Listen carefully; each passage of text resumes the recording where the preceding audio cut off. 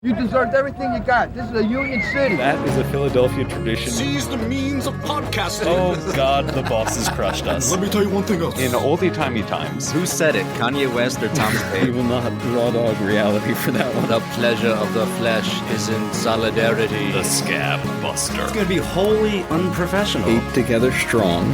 Let that be your mantra. I wanted to do something a little bit more positive, since a lot of these episodes are about, like, people striking and then getting murdered by police. So we're going to do a happy episode, sort of. But we need to lay out some baselines about what a cooperative is, what the hell I'm talking about. So there are basically three primary types of cooperatives or co-ops. You have consumer co-ops, producer co-ops, and worker or labor cooperative co-ops. But they all kind of follow the same basic principles.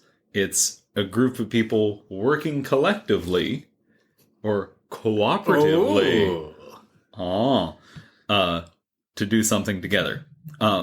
So consumer co-ops are roughly where people get together, pool their money, and use that to purchase goods or food for everyone within the co-op. So it's like, rather than a capitalist setting up a grocery store and selling to the community sets up a grocery store to sell to the community. But what about the money? The people get to keep it. But what about the one guy who gets the most of the money? Imagine it's like 101 guys who get to keep the money. In addition to consumer cooperatives, there are producer cooperatives, which are associations of people who produce similar goods. So that could be like a farmer cooperative, or artist cooperatives, or artisanal cooperatives. But within that, you can still have the like employer-employee relationship. So the like a farmer cooperative, you have their wealth together, but they could all have workers that work their farms for them. Okay. So it's better than having just one guy owning 20 farms. Then finally we have labor and worker cooperatives, which is everybody coming together to pool their capital to own the means of production collectively. Okay. I like these guys. Yeah. So that's workers collectively owning means of production. That's there are other names for that one when it happens on a big, broad scale. Now, cooperativism in the 19th century. We actually have discussed cooperatives before. So, as I had mentioned, the cordwainers, who were the shoemakers, they set up a cooperative warehouse in 1805 when they went on strike. And that was... the warehouse was them all pooling their wealth to buy the leather in bulk. And that way they didn't have to go to their masters to get leather to make shoes. Mm-hmm.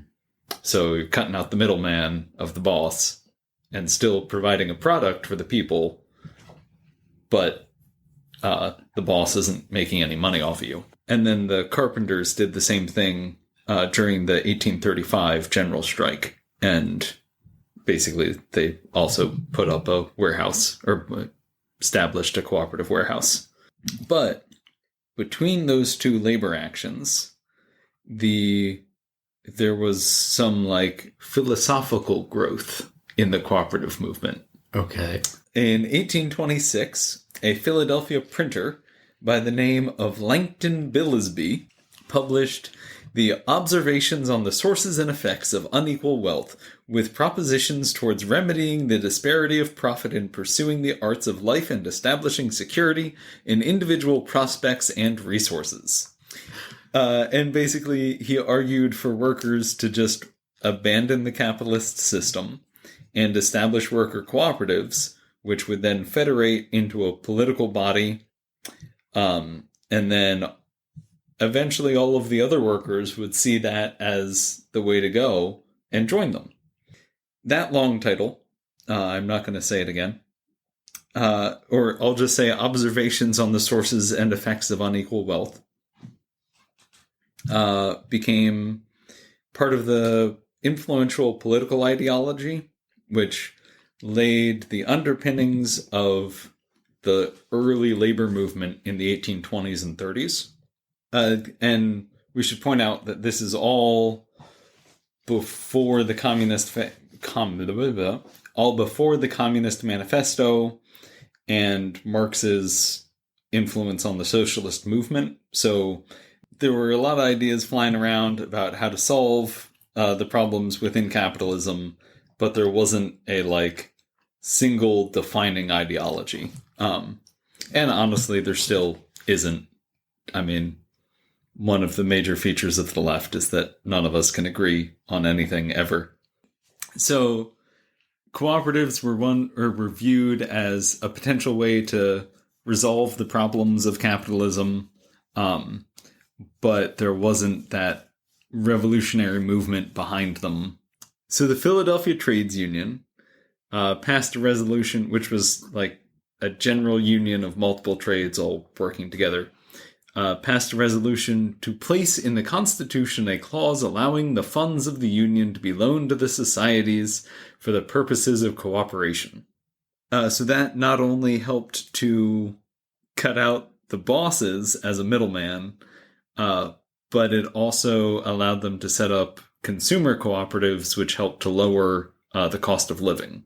So it you could set up a warehouse cooperative to cut out the boss as a middleman and set up a consumer cooperative so that you could support yourselves while you're cutting the boss out and on strike. So the co-op served a lot of purpose at the time. Then in 1862, they established the Union Cooperative Association Number 1. That's important because it was the first one based on the Rockdale principles. Rockdale was a cooperative that was set up in England. Rockdale was important because it established really democratic principles in how to earn self-management. So 1 member, 1 vote. It doesn't matter how much money you contribute to the cooperative. You only ever get 1 vote. And basically everyone has to share it equally. That was important because before that, there were a lot of different types of co-ops, and you could have power disparities within a cooperative, but the Rockdale principles became the new gold standard and leveled the playing field for everyone. So then after the Civil War, the cooperative movement continued, and they got tied in with some more actually kind of revolutionary stuff with the Knights of Labor, which was founded as a secret organization in 1869. And then they went public and announced that one of their goals was to establish cooperativism as a replacement for capitalism, which today we would probably call market socialism. So it's basically, rather than having the boss or the employer-employee relationship, you just replace that with worker cooperatives across the board. Okay. But you maintain markets as the means of distribution. There was also a cooperative barrel works, and so this is actually a good example of why cooperatives can't really act as a revolutionary tool in of themselves, that they need a broader structure. Okay.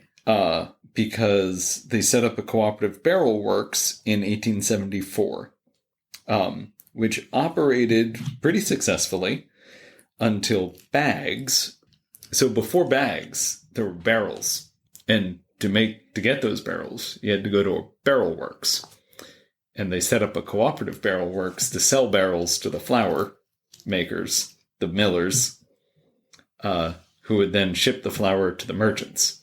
But then everybody got to the point where hey, bags are cheap, so we should use them. while sacks of flour or sacks were used to haul grain before all of this, they were reused and generally only used within like an individual mill. So to transfer stuff from one part of the mill to the other, you would put it in a bag and carry it around.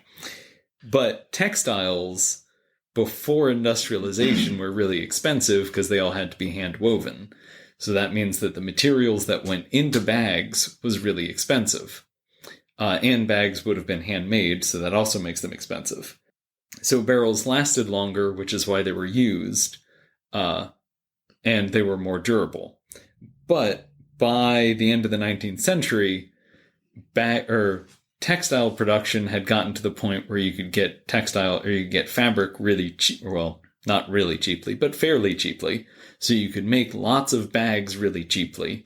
So it didn't really matter that they weren't as durable as barrels.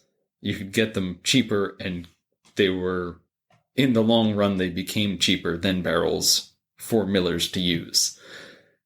So the fact that the cooperative barrel works failed is indicative of broader changes to industrial science at the end of the 19th century, which is the problem with having cooperatives within a capitalist market system, because they are still they still can only exist at the whims of the market. So if market forces basically prevent them from operating effectively, then the cooperative fails, which means that all of the workers in the cooperative become unemployed and destitute.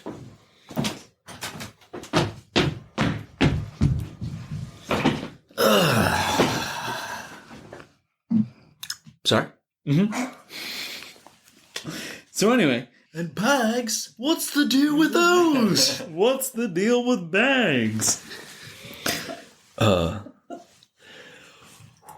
Did you know that you used to have to pick up dog shit with barrels? It's crazy. Was that it? Yeah, so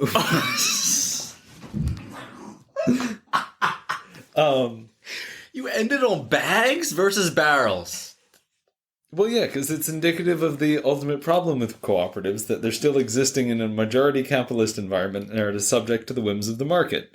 So while individually they're really good, they need a revolutionary movement behind them in order to actually affect mass change.